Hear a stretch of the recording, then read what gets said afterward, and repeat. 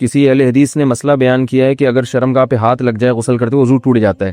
بعض روایات میں آتا ہے کہ یہ شرمگاہ پہ ہاتھ لگ جائے تو اس سے وضو ہے، لیکن یاد رکھو اس وضو سے مراد اصطلاحی وضو نہیں ہے بلکہ ہاتھ دھونا مراد ہے.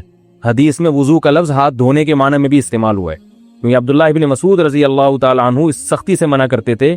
جو لوگ اس بات کے قائل تھے کہ شرمگاہ کے ہاتھ لگنے سے وضو ٹوٹ جاتا ہے، تو عبداللہ بن مسعود نے فرمایا کہ اگر یہ اتنی ناپاک چیز ہے تو کاٹ کے پھینک دو اپنے جسم سے. یہ ان کے الفاظ ہیں.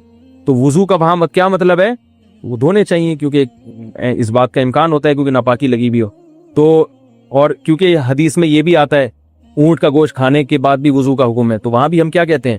مسئلہ اختلافی ہے. بعض ائمہ اس کے قائل ہیں، امام شافعی اس کے قائل ہیں کہ شرمگاہ کو ہاتھ لگنے سے وضو ٹوٹتا ہے. اس میں کسی اہل حدیث پہ طنز کرنا جائز نہیں ہے. تو مسئلہ چونکہ اختلافی ہے، جب اختلافی مسئلہ ہوتا ہے تو اگر کوئی ایک قول پر عمل کر رہا ہے تو ٹھیک ہے. تو میں یہ بتا رہا ہوں کہ ہم اس روایت کو کیوں نہیں لیتے.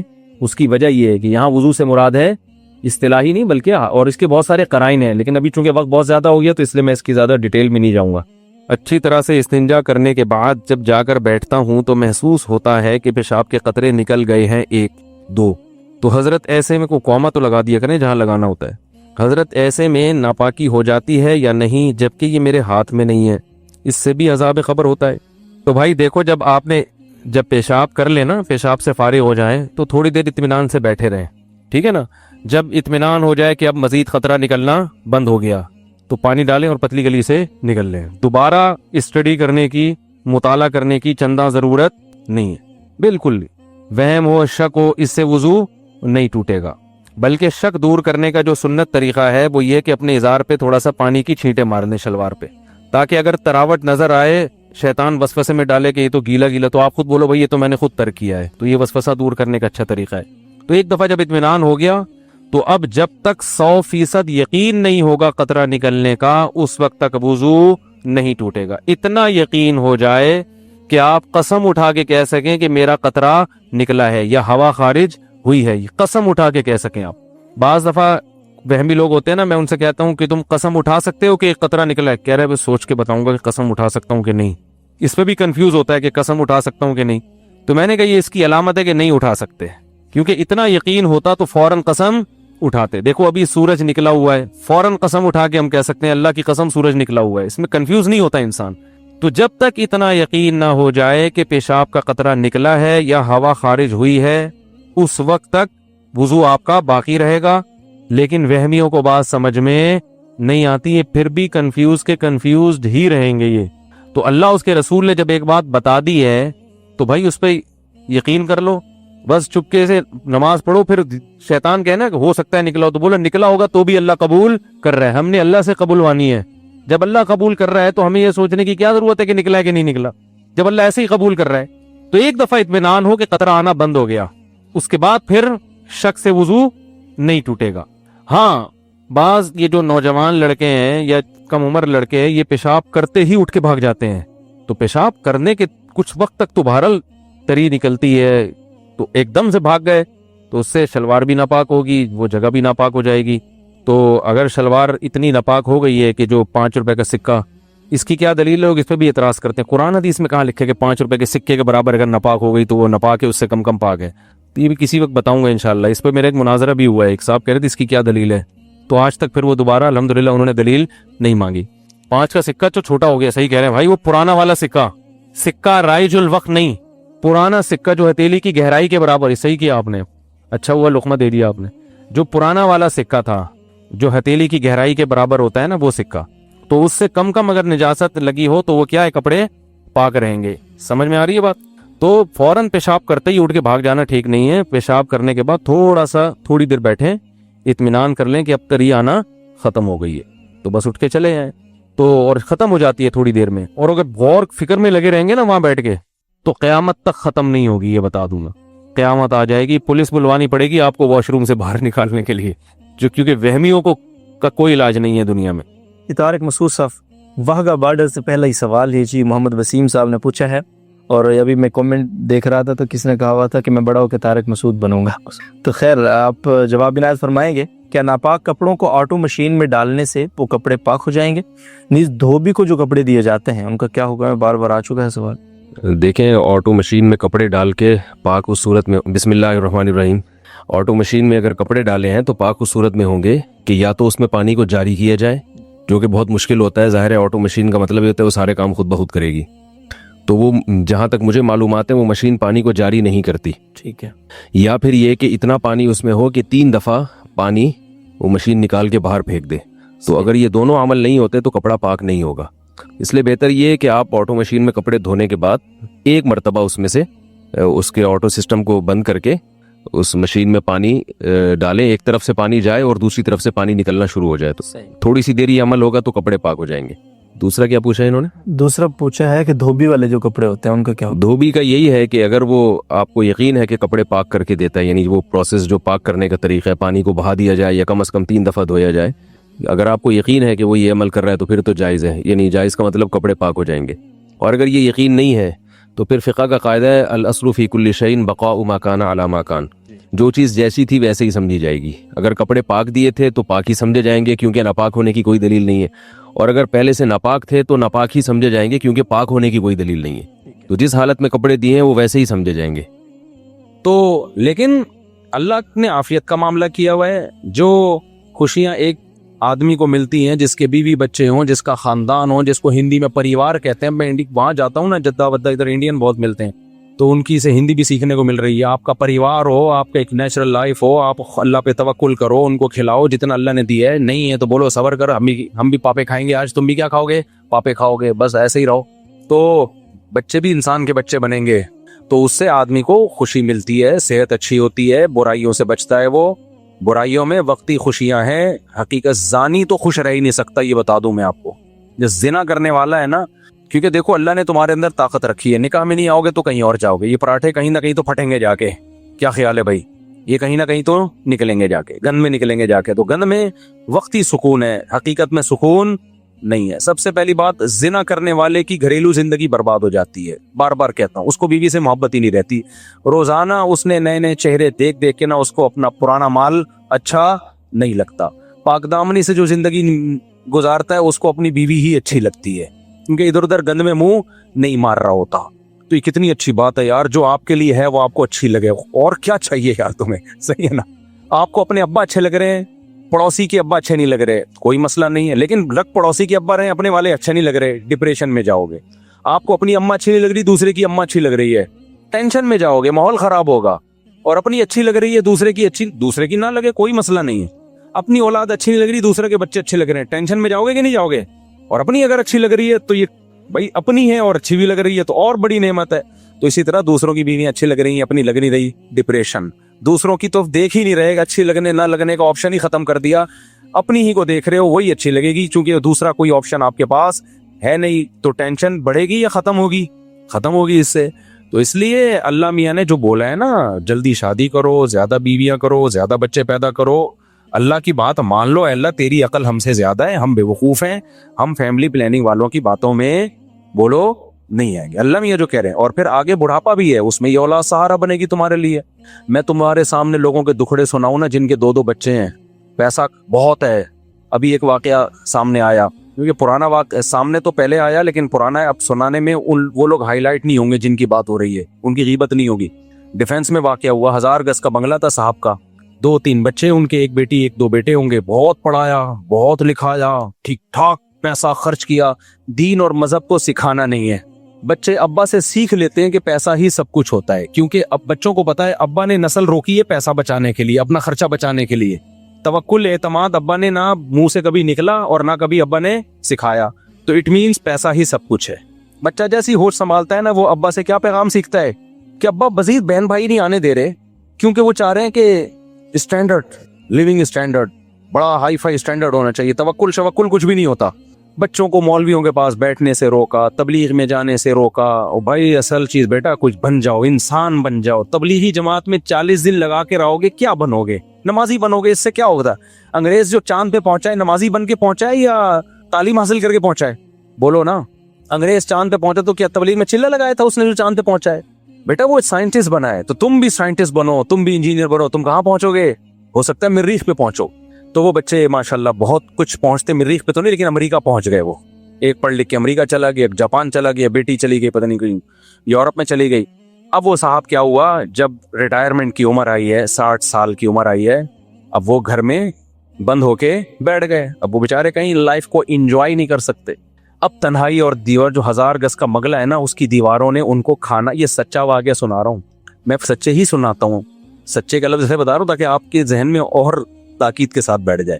ایسا نہ ہو آپ بولیں اچھا اس سے پہلے جتنے سنا ہے وہ سارے جھوٹے تھے. تو اب دیواروں نے, بنگلے کی دیواروں نے کھانا بولو شروع کر دیا. میاں بیوی اکیلے, بڈھا بڈھی بیٹھے ہوئے ہیں, کوئی پھر ہم جیسوں کو دیکھتے ہیں, ہم جیسے فنڈامنٹلسٹ بنیاد پرست غریبوں کو دیکھ رہے ہوتے ہیں, یہ مولوی اتنے بچوں کو لے کے گھوم رہے ہیں, کوئی بیٹا ہے کوئی پوتا ہے, یا مولوی ٹائپ کے لوگ, اس کی بہویں ہیں, اس کے داماد ہیں, اس کے نواسے ہیں, اس کے پوتے ہیں, گھر بھرا ہوا ہے. تو وہ دیکھتے ہیں کہ یار یہ تو کیا ہو گیا, کچھ بھی نہیں ہے. تو اس نے کیا کیا, جب دیواریں نا 1000 گز کے بنگلوں میں گیا ہوں, یہ بیڈ روم, یہ بیڈ روم, یہ بیڈ روم, یہ بیڈ روم, دیواریں کھا رہی ہوتی ہیں, مجھے وحشت ہونا شروع ہو جاتی ہے, ابے اتنے بڑے بڑے گھر بندہ ہی نہیں ہے, اس سے تو ہمارا چھوٹا گھر اچھا ہے. میرا گھر بڑا نہیں, آپ جائیں نا تو میرا خیال ہے 150 گز بھی نہیں ہوگا میرا گھر جو مسجد نے مجھے دیا ہوا ہے. لیکن میں جاتا ہوں, بچے فوراً ابو کرتے ہیں, باہر سے واپس آؤ, دم چپک جاتے ہیں, کیا لے کر آئے ہمارے لیے, آپ باہر سے آ رہے ہو ہمارے لیے کیا لے کر آئے ہیں بھائی, بقرعید پہ اونٹ خریدنا ہے, وہ دوسرا آگے کہہ رہا ہوتا ہے ہم نے جو ہے وہ بکرا خریدنا ہے. ہمیں تو شوق اتنا نہیں ہے, بچوں کی خاطر ہمیں بکرا منڈی جانا پڑتا ہے. تو ان کی خوشی سے انسان خوش ہوتا ہے, ان کے رونے سے انسان پریشان ہوتا ہے. تو میں کہتا ہوں یار ہمارا گھر اس سے 150-200 گز, 200 بھی نہیں ہے میرا خیال ہے, 100 گز بھی بمشکل 100 گز ہے میرا گھر. ایک فیملی والا بتا رہا ہوں میں, آپ کہوں گے چاروں کو 100 گز میں کیسے ٹھوسا ہوا ہے, یہ وضاحتی بیان دینا پڑتا ہے. ایک فیملی, اس میں میرا خیال ہے 4 بچے ہیں, 5 بچے مجھے یاد نہیں ہے, 16 میں پلس مائنس کرنا پڑتا ہے. تو میں تو اپنا بتا رہا ہوں, میں جب جاتا ہوں حج سے میں واپس آیا تھا, بچوں نے ویلکم لکھا ہوا, پورا کمرہ سجایا ہوا, کتنا اچھا لگا یار. جب میں آ رہا ہوں بچیوں نے کیا کیا, پھول بنائے ہوئے, اور ایسا مجھے میری آنسو نکل آئے خوشی سے. یار آپ 100 لوگ آپ کا استقبال کر رہے ہو نا ایئرپورٹ پہ, مزہ نہیں آتا انسان کو. وہ اپنے بچے آپ کو عزت دے رہے ہو, گھر آؤ ابو آ گئے, اور ایسے پھول بنائے ہوئے, اتنا مزہ آیا. تو یہ جو ہمارا لبرل طبقہ ہے نا, جو کھلائیں گے کہاں سے, کمائیں گے کہاں سے, یہ 2 ہی ہوں, ڈھنگ کے ہوں. یہ مولویوں کی طرح, برساتی مینڈکوں کی طرح اتنے سارے, یہ ایکچولی یہ ہمیں پسند, یہ دقیانوس اور پرانے لوگوں کا کام.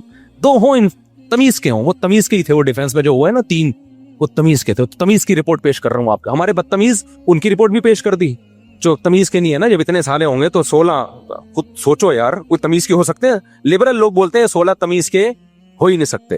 پھر دوسرے گھر ہے, اس میں بچے ہیں. اللہ, مجھے تو ڈر لگتا ہے, نظر بس سے اللہ بچائے. میرا مقصد شو مارنا نہیں ہے, میرا مقصد تمہیں موٹیویٹ کرنا ہے کہ کیوں اپنی جانوں پہ ظلم کر رہے ہو نسل کو روک کے. مجھے تمہیں موٹیویٹ کرنے سے کیا مل رہا ہے, 5 روپے بھی نہیں مل رہے. تمہیں بتا رہا ہوں کہ جب فیملی پلاننگ والے اور یہودی اور یہ لبرل لوگ تمہیں غلط گمراہی کے راستے پہ لے کے جا رہے ہیں, تو میرا فرض بنتا ہے کہ میں تمہیں ہدایت کا اور قرآن و سنت کا راستہ بتاؤں. میں برباد مت کرو اپنی نسلوں کو, اپنے بڑھاپے کو بے رونق. بڑھاپا کیا, جوانی بھی بے رونق ہوتی ہے. تو دوسرے گھر میں جا رہے ہیں, وہ کہہ رہے ہیں ابو ہم لوگ کے گھر میں آ رہے ہیں. ابو کہاں آ رہے ہیں, ہم لوگ کے گھر میں آ رہے ہیں. ٹھیک ہے, ان کو اس پہ خوشی, ابو ہم لوگوں کے گھر میں آ رہے ہیں. وہ پکڑ لیتے, ابو اب یہاں بیٹھو آپ, ایک ہی ہوگی. اب زیادہ شادی ہمارے میں آتا. خیر, تو وہ کیا ہوا کہ جی دیواریں کھا رہی ہیں. جیسے میں تو دیکھتا ہوں 1000 گز کے بندہ ہی نہیں ہے یار, اس میں کیا فائدہ اتنا بڑا گھر بنانے کا یار. اس سے تو ہمارے چھوٹا گھر اللہ کا شکر ہے بہت اچھا ہے.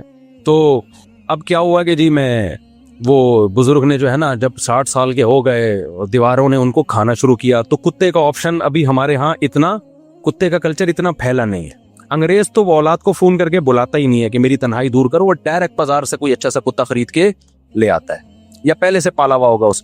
وہ چونکہ مسلمان تھے, انہوں نے کہا جب میرے پاس 3 بچے ہیں تو میں کتا کیوں پالوں. تو انہوں نے اپنے بچوں کو فون کیا, بیٹا میں اب تنہائی کے ٹائم گزار رہا ہوں, میں چاہتا ہوں تم لوگ پاکستان سیٹل ہو جاؤ. میرے بیٹے بیٹیاں بہویں داماد, تم بیٹے ہو تو شاید تمہاری شادیاں ہوں گی, بچے ہیں تمہارے, تم لوگ بہوؤں کے ساتھ ادھر آ جاؤ. یار مجھ سے نہیں رہا جا رہا. بیٹوں نے کہا ابا پاکستان کے حالات دیکھیں, کائنڈلی آپ ایسا مت کریں. اصل کیا ہے, ترقی اکنومیکلی انسان کو کیا ہونا. آپ نے تو اپنی جوانی گزار لی, ہم ابھی آپ کے پاس آ جائیں اور اپنا فیوچر ہم کیا کر دیں, تباہ کر دیں. آپ کہہ سکتے ہیں ان کو چاہیے تھا ابا کو وہاں بلا لیتے. ابا نہیں جانا چاہتے. جس نے جہاں زندگی گزاری ہو بڑھاپے میں, تو وہ وہی اسی جگہ سے محبت کرتا ہے نا. بہت مشکل ہوتا ہے, یہ تو جوانوں کے کام ہے. انہوں نے کہا میں نہیں جا سکتا یہاں سے. ان کو پتا تھا وہاں جاؤں گا میرا پتہ نہیں بچے پوچھیں گے بھی کہ نہیں پوچھیں گے. یہاں تو کم از کم اپنا گھر تو ہے. بیٹی کو بھی بلایا, بیٹے کو بھی کوشش کی, کوئی بھی نہیں آیا. یہ جو واقعہ سنایا چوکیدار نے سنایا ہے. چوکیدار نے دیکھا یار یہ بوڑھا آدمی, وہ بیچارہ گاؤں دیہات کا آدمی, اس نے کہا یار ہم نمک حرامی نہیں کرتے, میں نے 10 سال اس کی چوکیداری کی ہے. تو غریب آدمی تھا لیکن غیرت مند تھا, تو میرا فرض بنتا ہے میں اس بوڑھے کی کیا کروں, خدمت, اس کی میں نے ملازمت کی ہے. کہتے ہیں اس کا نمک کھایا ہے. اس نے اس بوڑھے کی خدمت کی ایک انسانیت کے ناطے, اس کے ساتھ بیٹھ جاتا کہ یار میرا سیٹ ہے, بہرحال کوئی لالچ نہیں تھی اس کی نظر میں, بیٹھ کے گپ شپ لگا لیتا, کوئی خدمت کر لیتا, کہیں ہسپتال لے جانا ہے, یہ کرنا ہے, وہ کرنا ہے. تو اس ڈیفینس کے اس سیٹ کو خیال آیا کہ یار میری اولاد سے تو یہ چوکیدار بولو زیادہ اچھا ہے. اس نے غیرت والا کام کیا. وہ اس چوکیدار جس کی میرا خیال ہے 30,000 بمشکل تنخواہ ہوگی, پورا 1000 گز کا بنگلہ, ساری پراپرٹیاں مکمل اس کے نام کر کے ہینڈ اوور کر دی کہ ان بے غیرتوں کو جن کو میں بلا رہا ہوں کہ میری تنہائی دور کرنے کے لیے یہاں آ جاؤ, ان کو میرا بڑھاپے پہ مجھ پہ ترس. یہ نہیں دیکھ رہے کہ آج ہم اپنے پاؤں پہ کھڑے ہیں تو کس کی وجہ سے کھڑے ہیں, باپ کی وجہ سے کھڑے ہیں, اس سے تو یہ چوکیدار اچھا ہے. تو کہہ رہے اس نے, اس چوکیدار نے خدمت کی, پوری کروڑوں کی جائیداد کس کو دے دی, دے کے ہینڈ اوور بھی کر دی, تیری ہے یہ. ابا کی بلاخر ڈیتھ ہو گئی, آ گئے تینوں ماشاءاللہ, بہت نیک تھے, چاند پہ قدم رکھنے کی پلاننگ تھی ان کی. تو چاند پہ پھر غربت میں تو نہیں جاتا نا آدمی, فوراً آ گئے اور آتے ہی کہا کہ بھئی یہ بنگلہ تھا ابا کا, فلاں. چوکیدار نے کہا آپ کا کچھ بھی نہیں ہے, کیس ویس ہوا, سارے ڈاکومنٹ اس کے نام تھے. آج وہ چوکیدار لائف کو کیا کر رہا ہے, انجوائے. ایسا ہی کرنا چاہیے ان کمبختوں کے ساتھ. مجھے بڑی خوشی ہوئی, سمجھتے ہو کہ نہیں سمجھتے, لیکن میں آپ کو کہہ رہا ہوں کہ پہلے عبرت حاصل کر لو. کیا خیال ہے؟ میں نہیں کہہ رہا اپنے بچوں کو پڑھائیں نہیں, بھائی نسل مت روکو, اللہ پہ توکل کرو, کھلائے گا. ہمارے بچے بھی تو پڑھ رہے ہیں نا, سارے بچے پڑھ رہے ہیں الحمدللہ, حفظ بھی کر لیا اور اسکول بھی جا رہے ہیں. جب اسکول کے پیسے نہیں تھے تو نہیں بھیج رہا تھا, میں نے کہا گھر میں ٹیوشن پڑھیں گے. جب پیسے اسکول کا کچھ انتظام ہو گیا میں نے کہا چلو اب چلے جائیں گے. اور میٹرک کے بعد ارادہ ہے کسی کو جامعہ الرشید میں داخل, جو وسائل ہوں گے تو کر لیں گے, نہیں ہوں گے تو کوئی بات نہیں. بھائی نہیں آ رہی میرا خیال ہے بات سمجھ میں, تو ہم کیوں, اللہ کا جو حکم ہے ہم اس کو فالو کریں گے. تو ٹینشن لینے کا ہے ہی نہیں ہے. جب نہیں اللہ میں کہہ رہے ٹینشن لینے کا نہیں ہے تو پھر کس لینے کا کیوں ہے پھر ٹینشن پہ. ٹینشن جو اللہ کی طرف سے آئے وہ لیا کرو بھائی. اب اللہ کی طرف سے, اللہ ہم سب کو آزمائشوں سے بچائے. بعض جیسے مولانا طارمی صاحب کا بیٹا بیچارہ جوانی میں چلا گیا, اب یہ ٹینشن کس کی طرف سے ہے, اللہ کی طرف سے. اس میں وہ بیچارے غمزدہ ہو گئے, پھر بھی زبان سے وہ ناشکری کی بات نہیں کر رہے. یہ وحیت, یہ اس طرح کی ٹینشنیں ہر ایک کو آتی ہیں, لیکن یہ تھوڑی جو دیندار ہوتے ہیں وہ جلدی اس ٹینشن سے نکل آتے ہیں. اللہ پہ سوچ کے, توکل کر کے, صبر کر کے. بے دین آدمی اس میں مر جاتا ہے. تو ایک تو حادثات کی یا اس طرح کی وہ تو سب کے ساتھ ہو سکتی ہیں, اللہ ہم سب کو بچا کے رکھے. لیکن زیادہ تر ٹینشنیں ہم نے اپنے اوپر خود مسلط کی ہوئی ہے. تو اللہ پہ توکل کرو, اللہ پہ اعتماد کرو, شادیاں بھی دبا کے کرو, بچے بھی اسپیڈ سے پیدا کرو. ہاں پھر ان کی تربیت کی فکر بھی کرو, خالی ایکسیلیٹر پہ پاؤں مت رکھو. تربیت کا مطلب یہ ہے کہ ان کے برے ماحول میں نہ بیٹھنے دو. یہ جو چور ڈاکو نکلتے ہیں نا بچے, یہ وہ نہیں ہوتے جو 2 یا 10 بچے تھے تو سنبھل نہیں رہے تھے. یہ وہ بچے ہوتے ہیں کہ 2 ہوتے ہیں تو بھی سنبھالنے کی فکر ہی نہیں ہوتی, تو چرسیوں میں بیٹھ رہے ہیں, ڈاکوؤں میں گھوم رہے ہیں, تو پھر تو ایک بچہ بھی ہوگا وہ بھی بگڑے گا. تو زیادہ ہوں گے تو آپس میں کھیلنے دو, ان کو ادھر ادھر تعلق نہ رکھنے دو, اس نظر رکھو. تو اللہ سے امید ہے انشاءاللہ اچھے نکلیں گے. پھر بھی نہ نکلیں تو بھائی نوح علیہ السلام اپنے بیٹے کو نہیں ٹھیک کر سکے تو ہم اور آپ کہاں سے کر سکتے ہیں. کچھ چیزیں اللہ کی طرف سے ہوتی ہیں, وہ ہمارے اختیار میں نہیں ہوتی. تو اس لیے اللہ پہ جو توکل کرے گا خوش رہے گا, جو توکل نہیں کرے گا تو وہ برباد ہو جائے گا اور تنہائی کاٹے گی اس کو. مفتی صاحب کوئی لو کون لو, قیامت کا زلزلہ میں قیامت کی ہلنا کی, لمبا سا جواب ہے پھر بتاؤں گا. مفتی صاحب اس سوال کا جواب برائے مہربانی پورا دیں تاکہ آخرت کی تیاری کر سکوں. اللہ قیامت میں اہل ایمان سے کیا سوالات کریں گے بھائی؟ ہر سوال ہوگا. نمازوں کا سوال, کسی نے قتل کیا اس کے بارے میں سوال, چوری کے بارے میں, یہ تو آپ نے پوری زندگی پوچھ لی. جن چیزوں کو اللہ نے حرام قرار دیا ہے ان کا سوال, اور جن چیزوں کو لازمی قرار دیا ہے ان کا سوال ہوگا. اگر سود پر قرضہ لیا جائے اور اس میں کچھ رقم, یہ کیا لکھا ہوا ہے, صدقہ کر دی جائے. نہیں بھائی, سود پہ جو قرضہ لیا ہے نا آپ نے, وہ رقم حرام نہیں ہوتی. حرام وہ رقم ہوتی ہے جو آپ سود بینک کو دیں گے. تو اگر سود پہ قرضہ لیا تو پوری حلال رقم ہے. گناہ ہوگا کہ سود پہ قرضہ لیا کیوں, یہ عمل گناہ ہوگا. تو اس کی تلافی ہے کہ توبہ کرے اور آئندہ یہ حرکت نہ کرے. باقی وہ رقم حرام نہیں ہوتی, اس سے جو کاروبار ہوگا وہ جائز ہوگا. لیکن توبہ کرے کہ میں نے, کیونکہ حدیث میں آتا ہے جو سودی قرضہ لیتا ہے اس پہ بھی لعنت. تو حرام وہ رقم ہوگی جو آپ اضافی بینک کو دیں گے. بینک کے لیے اس پر لازم ہے کہ وہ اپنے پروفٹ میں شامل نہ کرے, بغیر ثواب کی نیت کے صدقہ کر دے. بینک اتنا نیک ہوتا تو بینک کیوں ہوتا. مفتی صاحب وراثت کے متعلق بیان فرمائیں. ہمارے ماموں نے امی کو ان کا حصہ نہیں دیا, 25 سال سے زیادہ کا عرصہ ہو گیا ہے. ہم 25 سال سے کرائے کے گھر میں رہ رہے ہیں. گزشتہ دنوں میں نے حصے کا ذکر کیا. ماموں کو بتائیں جو کھا رہے ہیں نا آگ کے انگارے کھا رہے ہیں. قرآن نے بہت تاکید سے خاص طور پہ عورت کا وراثت کا حصے کا تذکرہ کیا ہے. لا یحل لکم ان ترثوا النساء کرا. ایمان والو تمہارے لیے حلال نہیں ہے کہ عورت کا مال تم کھا جاؤ. تو اس کو اللہ نے الگ سے بیان کیا ہے. تو یہ آگ کے انگارے ہیں جو آپ اگر بہن کو وراثت نہیں دے رہے تو یوں سمجھو کہ آگ کے انگارے کھا رہے ہو. مفتی صاحب میرا نام وسیم ہے اور میں اپنے چھوٹے بھائیوں کو لے کر آیا ہوں. آپ سے ملاقات کی خواہش مند آج نہیں ہو سکتی, میری طبیعت خراب ہے. مفتی صاحب ایزی پیسہ میں ایزی کیش لون میں 10,000 روپے کا لون ملتا ہے جو کہ دکان سے پیسے نکلوا سکتے ہیں, لیکن 2 مہینے میں لون واپس کرنا ہوتا ہے اور اس میں ہر ہفتے چارجز لگتے ہیں 500 روپے. کیا بھائی جان لون ملتا نہیں ہے کبھی بھی. ایزی پیسہ والا 5 روپے بھی لون نہیں دے گا آپ کو. لون کا نام اس کا لون کا ہے, وہ لون نہیں ہوتا. وہ یہ ہوتا ہے کہ آپ نے کے پاس پیسے نہیں ہیں, آپ نے ایک پیکج لے لیا کہ ہمیں 100 کالز کے یونٹ کچھ دے دو ہمیں جو 500 روپے میں آتے ہیں. تو وہ 500 روپے میں جتنے یونٹ بنتے ہیں نا وہ آپ کو چارجز زیادہ لگا کے 300 وہ اتنے دیتے ہیں جتنے 300 میں آتے ہیں. اس کو وہ لون کے لفظ سے تعبیر کرتے ہیں. تو وہ لون نہیں ہوتا. پیسے تھوڑی لے رہے ہو آپ ایزی پیسے والوں سے, نہیں یہ بات سمجھ میں. اس کو لون کہتے ہیں. حقیقت میں وہ لون نہیں ہوتا. وہ ایسے ہے کہ کیش پہ کسی چیز کی قیمت زیادہ ہوتی ہے اور کریڈٹ پہ کس چیز کی قیمت زیادہ ہوتی ہے, کیش پہ کم ہوتی ہے. وہ کہتے ہیں ایڈوانس میں آپ اگر کالز کے یونٹ ہم سے خریدنا چاہتے ہو تو ہم مہنگے دیں گے, اور اگر کیش میں دینا چاہتے ہو تو یونٹ ہم آپ کو سستے دیں گے. تو کتنے مہنگے دیں گے, تو ان کی تعبیر وہ یوں کرتے ہیں کہ 300 کی کالیں آپ کو جو مل رہی ہیں وہ اتنی 500 کی کالیں آپ کو جو مل رہی ہیں وہ اتنے کی مل رہی ہیں جتنی 300 میں نارملی ملتے. تو وہ کہتے ہیں ہم نے آپ کو 300 کا لون دے دیا یا 500 کا لون دے دیا. تو وہ لون نہیں ہے. ہاں آپ جو ایزی پیسہ میں اکاؤنٹ کھلواتے ہیں اور پیسے جمع کراتے ہیں اس پیسوں پہ آپ کو اگر کوئی الگ سے پیسہ ملتا ہے یا کالز کی سہولت ملتی ہے تو وہ سود ہے, کیونکہ وہ پورے پیسے آپ بعد میں واپس لے لیتے ہو. تو اس قرض پہ آپ نے کیا کیا, ایک اضافی فائدہ حاصل کیا, وہ پھر سود میں آتا ہے. السلام علیکم مفتی صاحب, موبائل یا کال فون کا انشورنس کرانا کیسا ہے؟ جائز نہیں ہے. اپنے اختیار سے انشورنس کروانا جائز نہیں ہے. جہاں گورنمنٹ کا لا ہو تو وہاں آپ کی مجبوری ہے. ٹھیک ہے جلدی سے. میرا شادی شدہ, میرا 8 بچے, میرا گھر کرائے بھائی پیسے نہیں مانگا کرو. مفتی صاحب میں اس دور میں پیدا ہوئے ہیں یہاں پر, میں دل سے دعا کرتا ہوں اللہ آپ کے مالی وسائل دور کرتا, مالی وسائل پیدا کرے. ہر جگہ فتنہ اور آزمائش ہے, دین پہ چلنا مشکل ہوتا ہے. تبلیغ جماعت میں ٹائم لگاؤ. تبلیغ جماعت میں جب تک ایک قربانی نہیں دو گے نا, گھر سے نکل کے ماحول چینج نہیں کرو گے, اس وقت تک انسان کا بچہ بننا بڑا مشکل ہے. اللہ پاک نے فرمایا کہ ہم اپنی نبی کے دل پر قرآن اتارا تو پھر حضرت جبریل کے آنے کی کیا ضرورت تھی؟ تو جبریل ہی وہی لے کر آئے, نبی کے دل پہ اتارا. اللہ نے یہ تو نہیں کہا کہ میں نے ڈائریکٹ اتارا ہے, اللہ نے کہا جبریل کے ذریعے میں نے دل پہ اتار دیا. تو جبریل کے دل پہ آنا کیا, آپ اس میں کیا اشکال ہے؟ آپ کہاں لانا چاہتے تھے جبریل علیہ السلام کو؟ ایک اشکال ہے, اگر ہمارے نبی صلی اللہ علیہ وسلم کی ایک سے زیادہ یعنی 4 بیٹیاں تھیں تو پھر فضائل اور تاریخ میں صرف فاطمہ ان کی اولاد کا ذکر کیوں ہے؟ یہ بالکل غلط ہے. ساری تاریخی کتابوں میں نبی کی 4 بیٹیوں کا تذکرہ ہے. خود شیعہ لوگوں کی اپنی کتابوں میں نبی کی 4 بیٹیوں کا تذکرہ ہے. ویسے بھی قرآن کے الفاظ دیکھو, یا ایھا النبی قل لازواجک و بناتک, سورہ حجاب میں, اے نبی اپنی بیویوں سے بھی کہہ دیں اور اپنی بیٹیوں سے بھی کہہ دیں. تو اگر ایک بیٹی ہوتی تو اللہ بیٹیوں کا لفظ استعمال کرتا, اور پیچھے ازواجکا کے لفظ میں بتایا کہ جیسے بیویوں سے نبی کی بیویاں مراد ہے تو بیٹیوں سے بھی نبی کی بیٹیاں.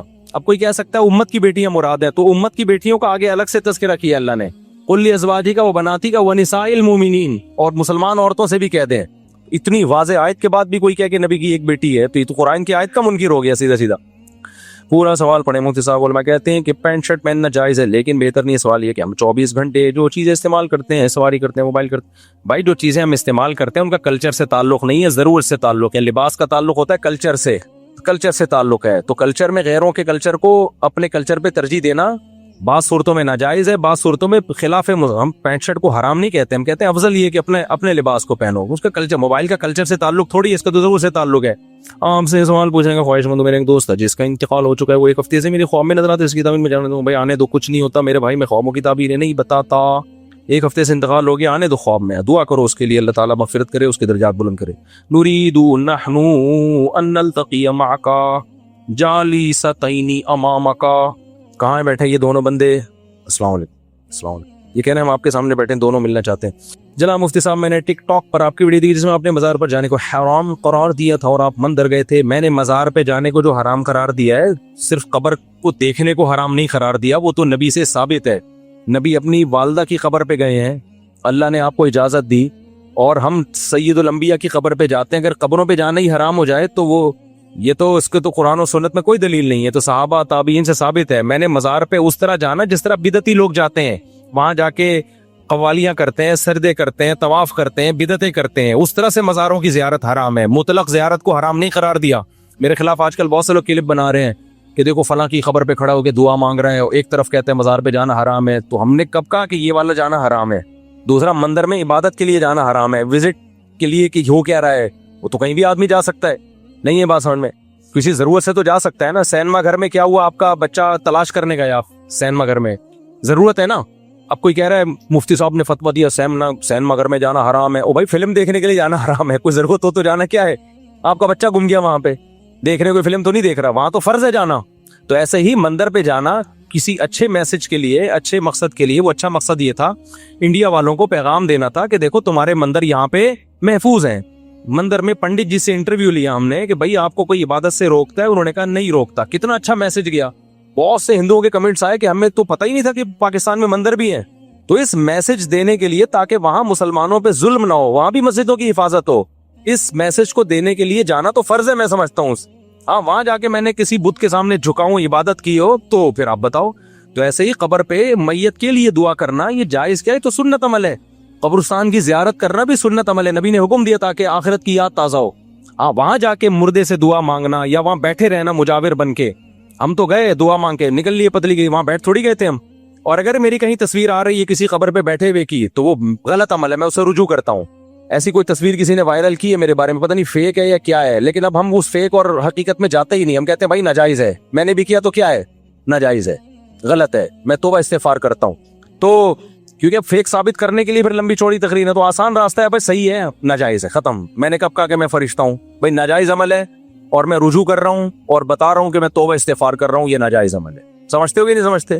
تو قبر پہ جانا میت کے لیے. باقی میں دارالعلوم کورنگی میں گیا تو وہاں میں نے قبر پہ ہاتھ اٹھا کے دعا مانگی, تو کسی نے میرے خلاف کلپ بنایا کہ قبر پہ ہاتھ اٹھا کے دعا مانگنا شرک ہے. مفتی صاحب بھائی ہاتھ اٹھا کے دعا مانگنا شرک نہیں ہے. دعا کس سے مانگ رہے ہیں؟ اللہ سے. ہاں شرک کا ذریعہ بن سکتی ہے یہ چیز کہ کوئی لوگ یہ نہ سمجھے کہ قبر والے سے دعا مانگ رہے ہیں, تو جہاں یہ خطرہ ہوگا وہاں جائز نہیں ہے. تو وہاں تو کوئی خطرہ نہیں تھا. دارالعلوم کورنگی کے سارے علماء توحید پرست ہیں, کوئی بھی قبر سے ہاتھ اٹھا, کوئی بھی صاحب قبر سے مانگنے کو جائز نہیں سمجھتا, تو وہاں کوئی خطرہ نہیں تھا. اس لیے میں نے اللہ سے دعا مانگی ہے, میت سے دعا نہیں مانگی. ہمارا یہ عقیدہ ہے کہ میت کچھ بھی نہیں کر سکتی, مرنے کے بعد کوئی کسی کے پاس کوئی اختیارات نہیں ہے. لیکن پھر بھی جہاں خطرہ ہو تو وہاں ہاتھ نہیں اٹھانے چاہیے قبر پہ جا کے, وہاں پھر بغیر ہاتھ اٹھائے دعا مانگے. تو میرے بھائی جلدی سے, کیا بغیر بلائے شادی میں جانا جائز ہے؟ حرام ہے بھائی. شادی میں جا کے پھوڑ پھاڑ کے آ رہے ہوتے ہیں بغیر بلائے. لڑکے والے پکڑتے ہیں تو کہتے ہیں ہم لڑکی والوں کی طرف سے ہیں, لڑکی والے پکڑتے ہیں ہم کہتے ہیں لڑکے والوں کی طرف سے آئے ہیں. یہ بہت ہو رہا ہے. یہ 25-30 سال پہلے ہوا کرتا تھا, تو اب آپ کو پتہ ہے دیانتداری کا ریشو بہت بڑھ گیا. ہمارے کچھ دوست تھے 3 پیس سوٹ ٹائی میں نا, تاکہ لگے کہ باقی شادی میں آئے ہیں. یہ سخی حسن پہ نہیں بہت سارے ہال بنے ہوئے, باقاعدہ بس میں 1 گھنٹے کا سفر کر کے آتے تھے اور گھس جاتے تھے. باقاعدہ بھوڑ پھاڑ کے آتے تھے, وہ روزانہ ان کا یہ کام تھا. لڑکی والے پوچھتے تو کہتے ہیں ہم لڑکے والوں کی طرف سے, لڑکے والے پوچھتے تو کہتے ہیں ہم لڑکی والوں کی. اب کون وہاں انکوائری کرتا ہے بیٹھ کے؟ اب لڑکے والے کہہ رہے ہیں ہماری طرف سے تو نہیں ہو, ہمیں تو نہیں پتا, تو کہتے ہیں اب میں ان کے چاچے کے ماموں کی خالہ کے پھپھو کا تایا ہوں, تو کچھ بھی بنا لو. اور پھر وہ موقع ایسا ہوتا ہے وہاں تھوڑی مار دھاڑ ہوتی ہے. اب ایسا نہ وہ لوگ یہ شروع کرتے کہ یار یہ تو آپشن ہمیں پتہ ہی نہیں تھا. تو یہ حرام ہے بھائی, ناجائز ہے. مفتی صاحب مکہ میں ہم نماز کے بعد جنازہ ہوتا ہے تو مرد تو پڑھتے ہیں, ساتھ میں عورتیں بھی پڑھتی ہیں, کیا درست ہے؟ پڑھنا چاہیے عورتوں کو بھی بھائی.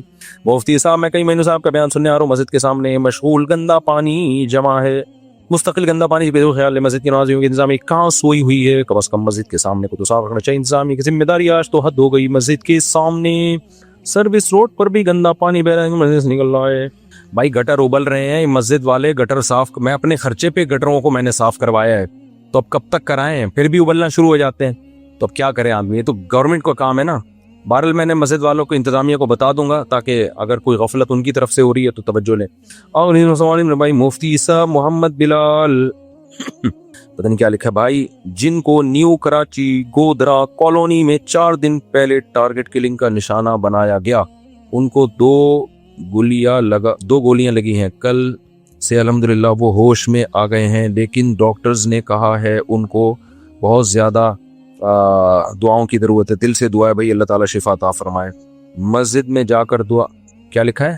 سجدے میں جا کر دعا مانگنا جائز عمل ہے, لیکن عربی میں مانگیں جو حدیث قرآن و سنت میں دعائیں جائز کیا سنت ہے. مفتی صاحب کیا حساب کتاب مسلمانوں سے ہی ہوگا, غیر مسلموں سے بھی ہوگا؟ غیر مسلم تو کافر ہے, کیا وجہ ہوگا؟ سب سے ہوگا. غیر مسلموں سے بھی اللہ ان اپنی نعمتیں بتا کے پوچھے گا کہ تم توحید پر ایمان کیوں نہیں لے کر آئے, پھر عقیدہ توحید کو اختیار کر کے تم نے نمازوں کو قائم کیوں نہیں کیے. سارے سوال غیر مسلم سے بھی ہوں گے. فرمائیے جی. بس ختم ہو گئی پرچیاں, اب آپ سوال پوچھ ہو گئے نا ساری. اور پاکستان جانا کیسے, اور تو سمجھتا یہ کہ سی فوڈ میں لابسٹر رکھا رہے بچہ. دیکھیں, سی فوڈ کا قبرستان جانا خواتین کے لیے ٹھیک نہیں ہے, نبی صلی اللہ علیہ وسلم نے منع کیا ہے. لیکن پھر علماء کا اس میں اختلاف ہوا ہے کہ یہ علی الاطلاق منع ہے یا بعد میں اس کی اجازت مل گئی تھی, کیونکہ شروع میں تو سب کو منع کیا تھا. پھر نبی نے مردوں کو تو اجازت دی ہے کہ قبرستان جاؤ تاکہ آخرت کی یاد تازہ ہو. تو اس مردوں کو جو اجازت دی ہے اس میں عورتیں بھی داخل ہیں یا نہیں ہیں, اس میں علماء کی دو رائے ہیں. تو اعتدال والی رائے یہ کہ اگر زندگی میں ایک آدھ دفعہ کبھی چلی جائے پردے کی پابندی کے ساتھ تو اس کی گنجائش ہے, معمول نہ بنائے وہ اس کا. باقی جو آپ نے کہا کہ یہ جو جھینگا کھانا اور کیکڑے وغیرہ کھانا, اس میں میں بہت دفعہ بیان ریکارڈ کروا چکا ہوں. خلاصہ یہ ہے کہ اس میں فقہا کا اختلاف ہے. امام ابو حنیفہ کے نزدیک جائز نہیں ہے, امام شافعی, امام مالک, احمد بن حنبل کے نزدیک جائز ہے. تینوں اماموں کی دلیل کیا ہے؟ ان کی سمپل دلیل ہے, وہ کہتے ہیں قرآن مجید میں آتا ہے احل لکم صید البحر, تمہارے لیے سمندر کا شکار حلال ہے, وطعامہ, اور اس کا کھانا بھی, متاع لکم وللسیارہ, تمہارے اور مسافروں کے لیے ہم نے کیا کر دیا ہے؟ حلال. وہ کہتے ہیں اس میں اللہ نے فرق نہیں کیا کہ مچھلی یا غیر مچھلی, تو سمندر ہو یا دریا ہو, اس میں جتنی بھی مخلوق ہے سب کیا ہے؟ جائز ہے. یہ ان کی رائے ہے, سوائے صرف مینڈک کے بارے میں, چونکہ الگ سے حدیث میں آتا ہے کہ حرام ہے, تو امام شافعی نے سمندر کے مینڈک کو مستثنیٰ کیا ہے. سمجھ میں آ رہی ہے بات؟ تو یہ ان کی دلیل ہے ان حضرات کی, اور اسی دلیل کے بیس پر شافی حضرات جھینگا بھی کھاتے ہیں, کیکڑا بھی کھاتے ہیں, اور جو بھی چیزیں وہ سب کھا لیتے ہیں. امام ابو حنیفہ کی رائے یہ ہے کہ صرف مچھلی حلال ہے, اس کے علاوہ سمندر میں کچھ بھی حلال نہیں ہے. اس کی دلیل یہ ہے کہ سب سے پہلے, ایک منٹ بات مکمل ہو جائے نا, سب سے پہلے جو قرآن مجید کی جو آیت ہے نا, احل لکم صید البحر وطعامہ, سمندر کا شکار تمہارے لیے حلال اور اس کا کھانا بھی, وہ کہتے ہیں یہ آیت جس سیاق و سباق ہے نا اس کا, وہ سیاق و سباق یہ ہے کہ اس سے پہلے آیت یہ ہے کہ تمہارے لیے خشکی کا شکار حرام ہے جب تک تم حالت احرام میں ہو, کیونکہ احرام میں جب آیا کرتے تھے نا تو احرام میں آپ جانور, حلال جانور بھی شکار نہیں کر سکتے. اسی میں آگے اللہ نے فرمایا سمندر کا حلال ہے. تو امام حنیفہ اور ان کے دونوں شاگرد امام ابو یوسف اور امام محمد, یہ دونوں شاگردوں نے بھی بہت سارے مسائل میں ابو حنیفہ سے اختلاف کیا ہے, لیکن اس مسئلے میں امام حنیفہ کی دلیل اتنی مضبوط تھی کہ انہوں نے اس میں ابو حنیفہ سے اتفاق کیا ہے. تو وہ تین امام اس طرف ہیں, یعنی تین اگر اس طرف ہے تو تین اس طرف بھی ہیں. تو ان کی یہ ہے کہ یہ جو قرآن کی آیت ہے نا کہ تمہارے لیے سمندر کا شکار حلال ہے, تو اس سے مراد ہر قسم کا شکار حلال نہیں ہے, بلکہ اس کا مطلب یہ ہے کہ احرام میں جو پابندیاں ہیں نا شکار پر, وہ خشکی کے جانور پہ پابندیاں کا اطلاق ہوگا, سمندر کے جانوروں پر ان پابندیوں کا اطلاق نہیں ہوگا. یعنی حالت احرام میں آپ سمندر میں شکار کر سکتے ہیں اور اس کا جو طعام ہے وہ کھا سکتے ہیں, باقی کیا کھا سکتے ہیں یا نہیں کھا سکتے ایک الگ بحث ہے, اس کا اس میں تذکرہ نہیں ہے. اب کیا کھا سکتے ہیں کیا نہیں کھا سکتے, تو اس کے بارے میں صحیح حدیث ہے. نبی صلی اللہ علیہ وسلم نے فرمایا احلت لنا میتتان, دو مردار ایسے ہیں جو ہمارے لیے حلال ہیں, السمک والجراد, آپ نے فرمایا ایک مچھلی اور ایک ٹڈی, یہ جو ٹڈی نہیں کھیتوں کو چٹ کر جاتی, یہ دو مردار ہمارے لیے کیا ہیں؟ حلال. تو ہم یہ کہتے ہیں کہ دیکھو قرآن میں حرمت علیکم المیتہ, اللہ نے فرمایا تمہارے لیے مردار حرام ہے, کوئی بھی جانور ذبح کیے بغیر آپ نہیں کھا سکتے, کوئی بھی جانور. تو اس سے پتہ چلتا ہے ہر طرح کے مردار حرام ہے, لیکن حدیث میں دو چیزوں کو مستثنیٰ کیا جا رہا ہے, مچھلی اور ٹڈی, ان کا تو ذبح کرنا ممکن ہی نہیں ہے. تو اس لیے نبی صلی اللہ علیہ وسلم نے استثناء کر دیا کہ مچھلی اور ٹڈی اس اصول سے کیا ہے؟ مستثنیٰ. تو امام حنیفہ کہتے ہیں صرف مچھلی کا استثناء ہے, باقی چیزوں کا استثناء نہیں ہے. ایک دلیل ہو گئی. دوسری دلیل یہ ہے کہ قرآن مجید میں آتا ہے وَيُحَرِّمُ عَلَيْهِمُ الْخَبَائِثِ, کہ نبی کی ذمہ داری ہے کہ تم پر خبیث اور ناپاک چیزوں کو حرام کر دیں گے. تو بہت ساری چیزیں, اگر سمندر کی آپ ہر طرح کی مخلوق کو حلال, بھائی یہاں یہ کام نہ کریں, بیان چل رہا ہے نا, کائنڈلی ادھر چلے جائیں. اگر سمندر کی ہر مخلوق کو آپ حلال کر دیتے ہیں تو سمندر میں تو ایسا گند نکلتا ہے کہ کوئی بھی اس کی طرف بڑھنے کی کوشش ہی نہیں کرے گا. وہ صرف چائنیز ہی کا حوصلہ ہے کہ وہ کھا لیں, انگریز بھی نہیں کھاتا اس کو. تو صرف جھینگے کا کیکڑے کا مسئلہ نہیں ہوگا. تبھی میں کہتا ہوں کہ اگر آپ کو ابو حنیفہ پہ اعتراض کرنا ہے نا, تو پھر آپ کچھوا کھانے کا بھی کو بھی جائز قرار دو, کیونکہ وہ بھی پانی میں بھی رہتا ہے خشکی میں بھی, جیسے کیکڑا پانی میں بھی رہتا ہے اور خشکی میں بھی, مگرمچھ پانی میں بھی رہتا ہے اور خشکی میں بھی, تو مگرمچھ بھی حلال ہے, مگرمچھ کے انڈے بھی حلال ہے, کچھوے کے انڈے بھی حلال ہے. जबकि कोई भी किसी की भी तबीयत इसकी तरफ माइल नहीं होगी। तो ये खबाइस में दाखिल है। खबाइस में, खबाइस का मतलब जो खबीस चीजें होती हैं, तो समंदर में ऐसा ऐसा गंद निकलता है। तो इससे भी पता चलता है कुरान से कि खबाइस सारे के सारे क्या हैं, हराम है। अगर हम मछली के अलावा हर चीज को हलाल करार दे दें तो फिर तो बहुत सारा गंद हो जाएगा, जो उसमें बहुत गंद निकलता है जिससे घिन आती है इंसान को। तो इससे पता चलता है कि जो दो चीजों को मुस्तस्ना किया है नबी सल्लल्लाहु अलैहि वसल्लम ने, मछली और टिड्डी, इसके अलावा समंदर में आप किसी चीज को नहीं खा सकते। एक और अहम तरीन बात यह कि देखो, जिस चीज में इब्तिला होता है ना, उसके बारे में एक दो हदीसों से मसला हल नहीं होता। इब्तिला का मतलब सहाबा कराम, ये जो अरब है ये तो तीन तरफ से जजीरा है, जजीरा नुमा है, इनके यहाँ तो तीनों तरफ। अगर समंदर में मछली के अलावा भी मखलूक हलाल होती तो किसी एक सहाबी या ताबई से साबित तो होता कि उन्होंने झींगा या केकड़ा खाया हो, जबकि कोई ज़ईफ हदीस भी हमें इस बारे में नहीं मिलती। हालांकि जो साहिल समंदर पे रहते हैं वो तो जितना शौक से मछली खाते हैं उससे ज्यादा झींगा और केकड़ा खा रहे होते हैं वो। तो ये बहुत मजबूत दलील है इमाम हनीफा की। जो मैंने बताया था ना, वो इमाम साहब पहले कुरान को वो ज्यादा अहमियत देते हैं। तो कुरान की जो दो आयतें हैं ना कि तुम्हारे लिए मुर्दार को हराम करार दिया गया है, हदीस में सिर्फ मछली को मुस्तस्ना किया गया है, तो इस आयत को, और फिर खबाइस हराम है, तो कहते हैं अगर ये सब चीजें आ जाएं तो उसमें तो फिर कछुए और मगरमच्छ और भी और इससे भी ज्यादा ऐसी चीजें जो इंसान रोज को फेंकता है कि यार ये क्या गंद है। तो किसी सहाबी से साबित नहीं है, किसी ताबई से साबित नहीं है कि मछली के अलावा किसी भी चीज को उन्होंने कोई एक दफा खाना भी साबित नहीं है। तो इसलिए, और फिर वैसे भी गोश्त जो है ना, गोश्त उसमें असल है हुर्मत। जब तक हलाल होने की दलील ना हो उसको क्या समझा जाएगा, हराम समझा जाएगा, जब तक हलाल होने की दलील ना हो। तो समंदर की दीगर जितनी मखलूक है, अगर दलाइल उसमें टकरा रहे हैं कि पता नहीं हलाल है हराम है, तो जब तक हलाल होने की वाज़ेह दलील नहीं होगी शरीयत के उसूल के मुताबिक उसको हराम ही समझा जाएगा, क्योंकि गोश्त में शरीयत ने एहतियात का हुक्म दिया। इसकी मिसाल ऐसे है कि जैसे आपने किसी जानवर को अल्लाह का नाम लेके शिकार किया, गोली लगी और उधर से किसी कुत्ते ने भी आगे मार दिया उसको। अब आपको नहीं पता चल रहा कि ये आपकी तीर की मिसाल दे रहा हूं मैं, ज्यादा बेहतर है कि आपके तीर से ये मरा है या कुत्ते के काटने से मरा है, तो वो हराम है आपके लिए, क्योंकि उसमें क्या पैदा हो गया, शक पैदा हो गया। जब तक यकीन ना हो उसको हराम समझा जाएगा। अब इस्लामी मुल्कों में चूंकि सब मुसलमान ही हैं तो वहां तो शक करने की जरूरत नहीं है। गैर मुस्लिम मुल्क में हम कहते हैं कि अगर आपके पास ज़बीहा आया तो आप इस बेस पे नहीं खा सकते। कोई गोश्त आया, ज़बीहा नहीं, गोश्त आया आपके पास, आप अमेरिका में, थाईलैंड में कहीं थे, गोश्त पका के ले आया कोई गैर मुस्लिम, इम्कान तो है, हो सकता है किसी मुसलमान से ज़बा कराया हो, लेकिन इस इम्कान की बेस पे आप खा सकते हो उसको? ना, आप तहकीक करोगे भाई कैसे किसी मुसलमान से ज़बा कराया कि नहीं कराया, और अगर वो खबर देता है तो उसकी खबर पर भी एतमाद नहीं है। कोई हलाल सर्टिफिकेट दिखाओ, कोई इदारा दिखाओ। तो इसलिए हम कहते हैं गैर मुस्लिम कंट्री में तहकीक करनी पड़ेगी आपको। तो इससे पता चलता है कि गोश्त में असल ये कि वो हराम है जब तक हलाल होने की दलील ना हो। नबातात में असल ये कि हलाल हैं जब तक हराम होने की दलील ना हो, क्योंकि नबातात हर किस्म के खा सकते हैं। उसमें जब तक हराम होने की दलील नहीं होगी तो आप हलाल ही समझेंगे, लेकिन गोश्त में जब तक हलाल होने की दलील नहीं होगी आप उसको क्या समझेंगे, हराम समझेंगे।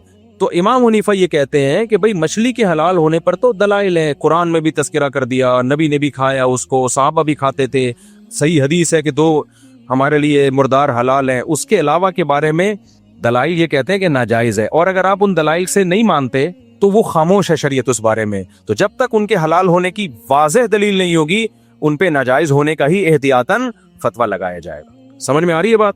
एक आखिरी बात करके मैं इस बहस को समेटता हूँ।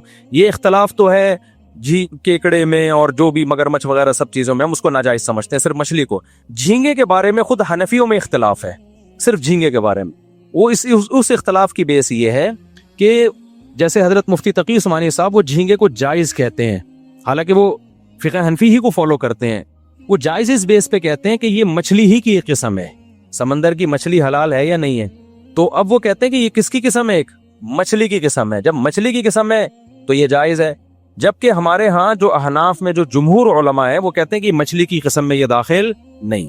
हजरत मुफ्ती तकी उस्मानी साहब का जो इस्तेदलाल है वो ये है कि मैंने पूरा उनका रिसाला पढ़ा, इसी तरह बांग्लादेश के उलमा भी इसको मछली की किस्म में दाखिल करते हैं।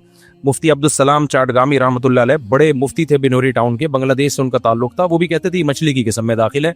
और उसकी दलील वो ये देते हैं कि भाई जितनी भी लुगत की किताबें हैं ना उसमें झींगा मछली लिखा होता है। क्या लिखा होता है? झींगा मछली। जो मौलाना यूसुफ लुधियानवी शहीद रहमतुल्लाह अलैह थे, या मुफ्ती रशीद अहमद साहब, या जो हमारे जो जामिअत रशीद का फतवा है वो ये है بھئی یہ مچھلی کی قسم میں داخل نہیں ہے. اور اس کے دلائل، پہلی بات میڈیکل سائنس، کیونکہ ہر فیلڈ میں نا اس کے ماہرین کی رائے کا اعتبار ہوتا ہے. تو جتنے بھی ڈاکٹروں سے ہم نے رابطہ کیا ہے، مفتی رشید احمد صاحب کے دور میں تو تمام بہت سارے ڈاکٹروں کا پورا پینل بلایا تھا اور ان کا تھا میڈیکلی یہ کیا ہے. انواع ہوتی ہیں نا جانوروں کی، تو کیا مچھلی میڈیکلی کسی بھی طرح سے، جھینگا جو ہے وہ میڈیکل سائنس کی نظر میں کسی بھی طرح مچھلی کی اقسام میں داخل ہے یا نہیں ہے؟ تو ان ڈاکٹروں کی رائے یہ تھی کہ میڈیکلی انسان کو گدھا کہہ دینا اتنا عجیب نہیں ہے، جھینگے کو مچھلی کہہ دینا بہت، کیونکہ انسان اور گدھے میں بہت ساری چیزیں ایک جیسی ہیں. ریڑھ کی ہڈی ہے، چلتے ہیں دونوں، لنگس ہیں، سمجھ رہے ہیں کہ نہیں سمجھ، بہت ساری چیزوں میں مماثلت ہے. میں یہ نہیں کہہ رہا کہ انسان گدھا ہے ڈاکٹروں کی نظر میں، یعنی ان میں بہت ساری چیزیں آپس میں کیا کرتی ہیں، میچ کرتی ہیں. جھینگے میں اور مچھلی کا تو کوئی عضو بھی ایک دوسرے سے مشابہ نہیں ہے. تو وہ یہ کہتے تھے کہ میڈیکلی تو یہ امپاسبل ہے کہ آپ جھینگے کو مچھلی کی اقسام میں داخل کر لیں. حضرت اقدس حضرت مفتی تقی عثمانی صاحب اس کا جواب یہ دیتے ہیں کہ بھئی ہمیں اتنی پیچیدگی میں میڈیکلی جاننے کی ضرورت نہیں. اور عرف میں اگر اس کو مچھلی سمجھا جاتا ہے تو ہم کیا سمجھیں گے، مچھلی. تو عرف میں تو لکھا ہوا ہے، یعنی وہ میڈیکل سائنس پہ وہ کہہ رہے ہیں اس کا مدار نہیں ہوگا، بلکہ اس کا مدار ہوگا ڈکشنری میں، لغت میں اس کو مچھلی لکھا گیا ہے، تو اب اتنی پیچیدگی کی کیا ضرورت ہے. گنجائش کا پہلو دو لوگوں کو. لیکن اس کا جواب یہ ہے کہ لغت میں کسی، جو حضرت مفتی رشید احمد صاحب نے اس کا جواب دیا ہے ان کے رسالے کا، کہ لغت میں مچھلی لکھنے سے یہ کہہ دینا کہ عرف میں مچھلی سمجھا جاتا ہے یہ ٹھیک نہیں ہے، کیونکہ لغت میں تو سمندری گھوڑا بھی ہے. تو کیا ہم اس کو گھوڑے کی اقسام میں داخل کر لیں گے؟ لغت تو یہ دیکھتی ہے کہ ذرا سی بھی مناسبت ہونا تو اس کو کوئی نام دے دیا جائے. عرف میں جھینگے کو مچھلی سمجھا بھی نہیں جاتا. میں اگر آپ سے کہتا ہوں کہ جاؤ مچھلی لے کر آؤ، تو کوئی جھینگا لے کر آئے گا؟ میں اگر قسم اٹھاتا ہوں کہ اللہ کی قسم، میں نے خدا کی قسم میں مچھلی نہیں کھاؤں گا، اگر جھینگا کھا لے گا تو اس کی قسم نہیں ٹوٹے گی، کیونکہ اس نے مچھلی نہیں. عرف میں یہی یعنی مفتی بھی کہے گا کہ تم کیا سمجھ رہے تھے جھینگا اس میں داخل، وہ کہے گا نہیں میں تو جھینگا کھایا، مچھلی تھوڑی کھائی ہے میں نے. تو اس سے پتہ چلتا ہے کہ عرف میں بھی اس کو مچھلی نہیں سمجھا جاتا. تو اس لیے ہماری رائے میں اس کے یہ والے جو دلائل ہیں نا کہ مچھلی کی اقسام میں نہیں ہے، یہ دلائل کی دنیا میں بہت مضبوط ہے. البتہ ایک چھوٹ میں لوگوں کو دیتا ہوں، میں یہ کہتا ہوں فقہا ہی کا ایک اصول ہے کہ جس چیز میں ابتلا بہت زیادہ ہو جائے، جس چیز میں ابتلا سمجھتے ہیں بہت زیادہ لوگ مبتلا ہو جائیں. ابے مبتلا گاڑا لفظ ہے، کو مبتلا بھی بھول گئے ہیں نا لوگ، انگلش میں کیا کہیں گے مبتلا کو. ایک چیز کا رواج بہت زیادہ ہو گیا ہو، تو خود فقہ حنفی ہی کا اصول ہے کہ اگر اسلام میں اس کی کوئی گنجائش دوسرے فقہ میں ملتی ہے اور وہ چیز سوسائٹی میں بہت زیادہ پھیل گئی ہے، تو اس کے پھر اس علاقے میں جہاں وہ بہت زیادہ پھیل گئی ہو، پوری قوم سے چھڑوانا ناممکن ہو، تو دوسرے فقہ پہ فتویٰ دینے کی گنجائش. یہاں ہمارے ہاں جھینگے کا بہت زیادہ رواج نارملی نہیں ہے. بنگلہ دیش میں بہت زیادہ رواج ہے، وہ صدیوں سے کھاتے آ رہے ہیں، حالانکہ وہ ٹوٹلی فقہ حنفی کو فالو کرتے ہیں بنگلہ دیش. تو میں وہاں بنگلہ دیش میں کے لیے کہتا ہوں کہ یار اب ان کو یہ کہنا کہ جھینگا چھوڑ دو، وہ دنیا چھوڑ دیں گے، جھینگا نہیں چھوڑیں گے وہ. تو میں بنگلہ دیش کے علماء سے کہتا ہوں کہ فقہ حنفی کو چینج نہ کرو. فقہ حنفی میں تو جائز نہیں ہے، لیکن فقہ حنفی میں ہی ایک اصول ہے حضرات فقہا کا کہ اگر ابتلا کسی چیز میں بہت زیادہ ہو جائے اور لوگوں سے وہ عادت چھڑوانا ممکن نہ ہو، تو پھر یہ ضرورت ہے. تو ضرورت میں امام شافعی کے قول پہ فتویٰ دیا جا سکتا ہے. تو صرف جھینگے کی کیکڑے کی طرف نہ جاؤ، مگرمچھ کے انڈے مت کھاؤ، کچھوے کے انڈے مت کھاؤ، اور جو سمندر سے آڑی ترجی چیزیں نکل رہی ہیں وہ مت کھاؤ. صرف جھینگے کی حد تک بنگلہ دیش میں گنجائش دی جا سکتی ہے، وہ صدیوں سے کھاتے آ رہے ہیں، ان کو چھڑوانا دنیا چھوڑ دیں گے، وہ جھینگا نہیں چھوڑیں گے. تو کہیں ایسا رواج ہونا تو پھر اس میں جو ہے وہ دوسرے فقہ پہ عمل کیا جا سکتا ہے، کیونکہ بہرحال ایسا تو نہیں ہے نا کہ اتفاقی مسئلہ ہو. کتے کی اجازت نہیں دی جائے گی کہ آپ کہیں مسلمان چائنا میں جو رہتے ہیں، جو چائنیوں کو دیکھ دیکھ کے سب نے کتے کھانا شروع کر دیے، تو اس کی گنجائش نہیں ملے گی. وجہ اس کی ہے کہ کتا سب کے نزدیک کیا ہے، حرام ہے. لیکن جہاں علماء مجتہدین ہی کا اختلاف آ جائے، ائمہ اربعہ ہی کا اختلاف آ جائے، چاروں اماموں کا اختلاف آ جائے، چونکہ ان اماموں کو بھی ہم بڑی ویلیو دیتے ہیں، تو ہم یہ کہتے ہیں کہ اگر کسی علاقے میں بہت زیادہ رواج پڑ گیا ہے تو اس کو چھوڑنا ممکن نہیں ہے. تو بھائی اس اختلاف کا فائدہ ایسی جگہ پہ اٹھایا جا سکتا ہے. اس کی ایک مثال دے دوں کہ اگر کسی عورت کا شوہر مارکیٹ سے شارٹ ہو گیا، گم ہو گیا، پتہ ہی نہیں کہ سالوں نے اٹھایا ہے یا پولیس نے اٹھایا ہے یا کہاں ہے، یا 1 سال ہو گیا، 2 سال ہو گیا، 3 سال ہو گئے، 4 سال ہو گئے، تو فقہ حنفی، فقہ شافعی، فقہ حنبلی، تینوں فقہ میں جب تک اس کی موت کا 100% یقین نہیں ہو جاتا، عورت کہیں اور شادی بولو نہیں کر سکتی. نہیں، کسی کے نکاح میں جب تک یقین نہیں ہوگا ہم کیسے اور یقین ہوتا ہے 100 سال کے بعد جا کے 99 سال کے بعد جا کے، تو 99 سال میں رہ گیا وہ خود ہی ہو سکتا ہے مر جائے، اس وجہ میں کہ نہیں کر سکتی وہ 99 سال ایک تعبیر ہے کہ 99 سال تک نہیں، مطلب یہ ہے کہ نہیں کر سکتی۔ اب ہوا یہ تھا ہندوستان میں ہندو بلوائی آتے تھے، بہت سارے مسلمانوں کو کاٹ کے چلے جاتے تھے، اس میں لاکھوں مسلمان لاپتہ ہو گئے۔ جب یہ ظلم ہوا ہے نا ہندوستان میں، اب بھی ہوتا رہتا ہے، ہزاروں عورتیں کا پتہ ہی نہیں کہ ان کا شوہر زندہ ہے کہ مر گیا۔ تو اب ایسی شدید ضرورت کے موقع پر ایک دو عورتوں کا مسئلہ تھوڑی تھا، ایک بلوا ہو گیا نا، عمومی بلوا، ابتلا پھیل بہت زیادہ ہو۔ تو پھر مولانا شریف تھانوی رحمۃ اللہ علیہ اور جتنے بھی ہمارے دیوبند کے علماء ہیں، انہوں نے مجلس کی، انہوں نے کہا کہ اگر ہم فقہ حنفی پہ رکھیں گے، یہ تو ہزاروں عورتوں کو ان کا پتہ ہی نہیں چل رہا شوہر زندہ ہے مر گیا ہے، تو پھر فقہ مالکیہ کو لیا گیا ایسی شدید ضرورت کے موقع پہ۔ ہم کہتے ہیں عوام کے لیے جائز نہیں کہ خود ہی چھلانگے مارے، علماء خود سمجھتے ہیں کہ کس موقع پر دوسرے فقہ پہ فتویٰ دینے کی گنجائش ہے، تو خود علماء نے قائل کیا، بیٹھے اجلاس ہوئے، تو پھر فقہ مالکیہ پہ فتویٰ دیا گیا، بھئی ایسی شدید ضرورت میں ہزاروں عورتوں کا مستقبل داؤ